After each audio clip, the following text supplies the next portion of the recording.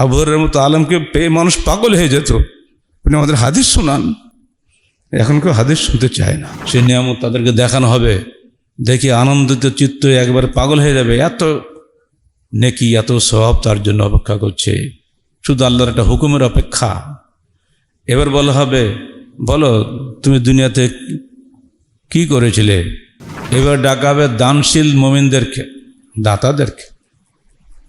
তোমরা কি করেছিলে দুনিয়াতে? হে শায়েখ, আপনি আমাদেরকে একটা হাদিস শোনান যা আপনি রাসূলুল্লাহ সাল্লাল্লাহু আলাইহি ওয়াসাল্লামের কাছ থেকে শুনেছেন। রাসূলের একটা হাদিস শোনার জন্য মানুষ পাগল ছিল।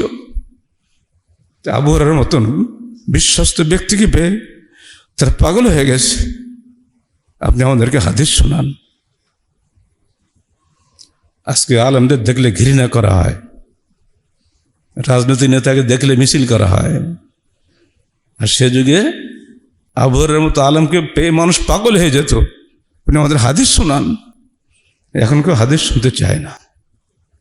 হাদিস শুনতে পয়সা নাই, হাদিস শুনতে দুনিয়া লাভ হয় না।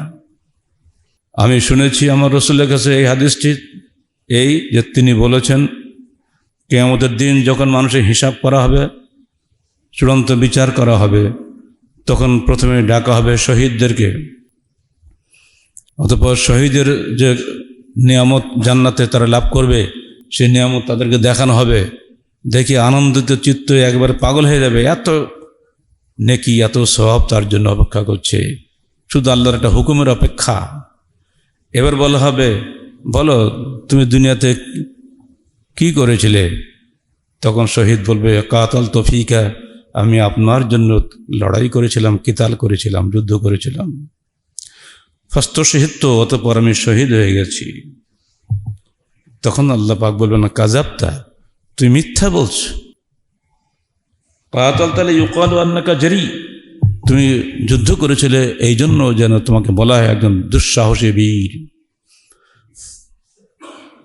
ব্যাস, তারপর বলা হবে ফাউম্মিরা ফাসহিবা ফাউলকিয়া ফিন্নার, উপরমুখী করে পা ধরে হেঁচড়ে টান দিয়ে নিয়ে তাকে জাহান্নামের কিনারে নিয়ে ছুঁড়ে ফেলে দেওয়া হবে। এরপরে তিনি বললেন যে আলেমকে আল্লাহ পাক ডাকবেন, হে আলেম, তুমি কি করেছিলে দুনিয়াতে বলো। আলেম বলবে, হে আল্লাহ, তোমাকে খুশি করার জন্য এলেম শিখেছিলাম, তোমার এলেম সারা দুনিয়া ছড়িয়ে দিয়েছিলাম,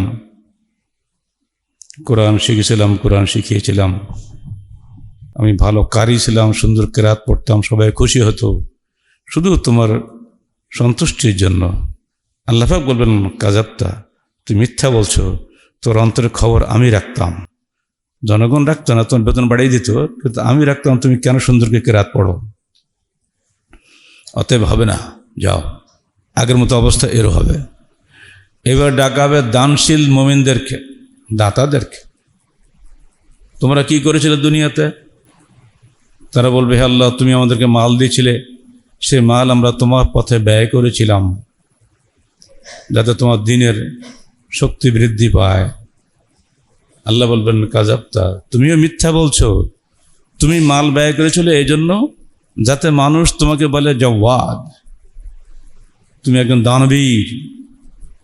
তোমাকে বিভিন্ন মিটিংয়ে দাওয়াত দেওয়া হয়, তোমার নামে স্লোগান দেওয়া হয়, তোমাকে প্রধান অতিথি করা হয় তোমার টাকার লোভে। 2 লাইন বক্তব্য রাখতে পারে না, 2টো উপদেশ দিতে পারে না, টাকা আছে তার ব্যাংকে বহু।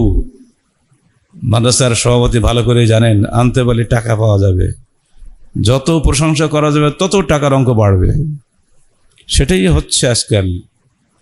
এজন্য তুমি দান করেছিলে লিইউকাল আন্নাকা জাওয়াদ, যাতে তোমাকে বলা হয় তুমি একজন দানবীর।